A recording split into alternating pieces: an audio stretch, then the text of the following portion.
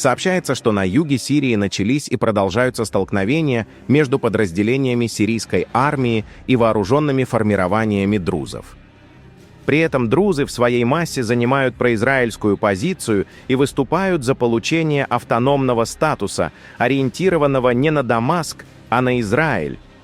Примечательно, что эти события разворачиваются на фоне решения израильских властей о признании геноцида армян на правительственном уровне. При этом в ближайшее время ожидается подтверждение данной позиции со стороны Кнессета. Как мы отмечали ранее, у Израиля и Турции существуют пересекающиеся, но во многом противоречивые стратегические интересы в сирийском направлении.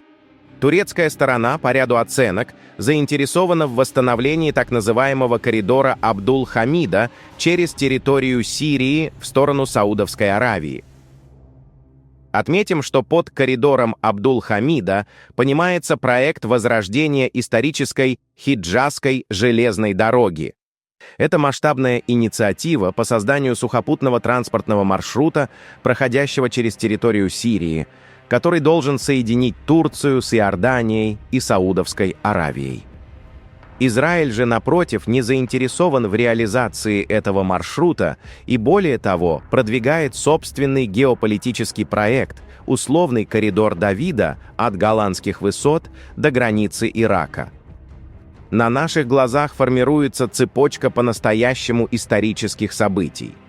Уже сейчас можно с высокой степенью уверенности говорить о том, что Турция и Израиль вступили в фазу скрытого противостояния, которое пока носит характер прокси-войны и реализуется через третьи силы и региональные конфликты.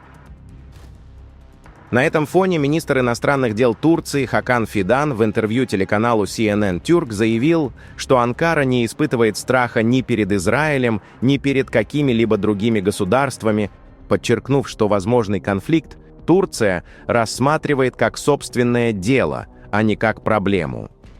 Параллельно в информационном пространстве появились сообщения о том, что Израиль якобы планировал ликвидацию ключевых иранских переговорщиков с целью сорвать переговоры о перемирии с США, которые должны были состояться в Пакистане. Данную информацию подтвердил министр иностранных дел Ирана Аббас Аракчи, сославшись на публикации американских СМИ. В совокупности эти сигналы указывают на резкое обострение региональной конфигурации сил и нарастающую конкуренцию ключевых игроков Ближнего Востока, последствия которой выходят далеко за рамки сирийского кризиса. Согласно публикации The New York Times, американские официальные лица выражали серьезную обеспокоенность тем, что Израиль мог рассматривать возможность нанесения удара по министру иностранных дел Ирана Аббасу Аракчи и спикеру парламента Мохаммаду Багиру Галибафу после их возвращения в Иран.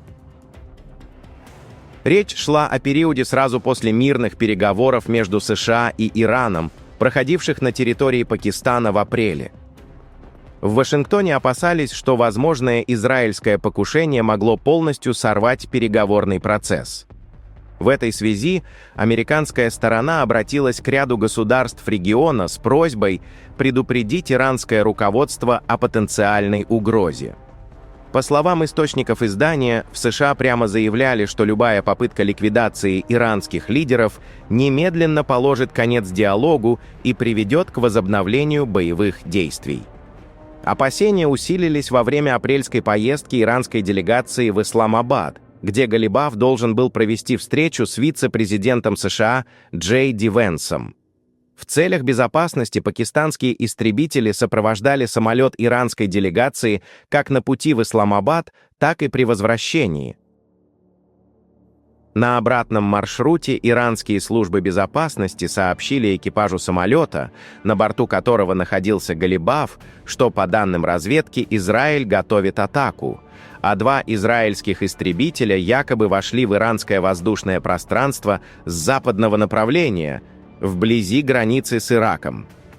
Позднее эту информацию публично подтвердил Махди Мохаммади, старший советник Галибафа, сопровождавший делегацию. В результате самолет совершил вынужденную посадку в Мешхеде, после чего члены делегации направились в Тегеран по суше. Путь занял около 8 часов. Несмотря на то, что Соединенные Штаты продолжали переговоры, которые в итоге привели к рамочному соглашению, в Израиле формирующуюся сделку сочли недостаточной. По мнению израильской стороны, она не обеспечивала достижение ключевых целей, включая смену режима в Иране, ослабление или демонтаж региональных союзников Тегерана, а также существенное сокращение его ракетного потенциала.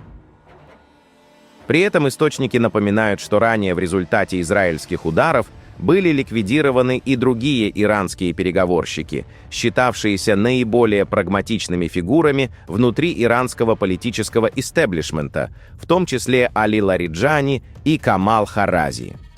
В совокупности эти факты подчеркивают глубину противоречий вокруг иранского трека и степень напряженности, сопровождающей любые попытки дипломатического урегулирования. На фоне нарастающей турбулентности на Ближнем Востоке и обострения конкуренции между ключевыми региональными и внешними игроками, все более заметным становится усиление военно-политических связей Азербайджана с западными государствами. В последние годы сотрудничество Баку и Великобритании в оборонной сфере приобрело системный характер, что отражает более широкие процессы перераспределения влияния от Восточного Средиземноморья до Кавказа и Каспийского региона. Назначение постоянного британского военного атташе в Баку и подписание в декабре 2025 года двустороннего плана оборонного сотрудничества на 2026-2027 годы указывают на институционализацию этих связей. Документ охватывает подготовку кадров, кибербезопасность, оборонную промышленность и штабную культуру по стандартам НАТО, что косвенно вписывается в стратегию Запада по укреплению позиций на периферии Ближнего Востока и в зонах, прилегающих к Ирану, Турции и России. Особое значение приобретает сотрудничество в сфере кибербезопасности и снятие Лондоном ограничений на экспорт вооружений в Азербайджан, что расширяет пространство для военно-технического взаимодействия. В региональном контексте это усиливает роль Азербайджана как важного элемента безопасности и логистики между Ближним Востоком, Южным Кавказом и Центральной Азией, особенно на фоне прокси-конфликтов и скрытого противостояния крупных держав.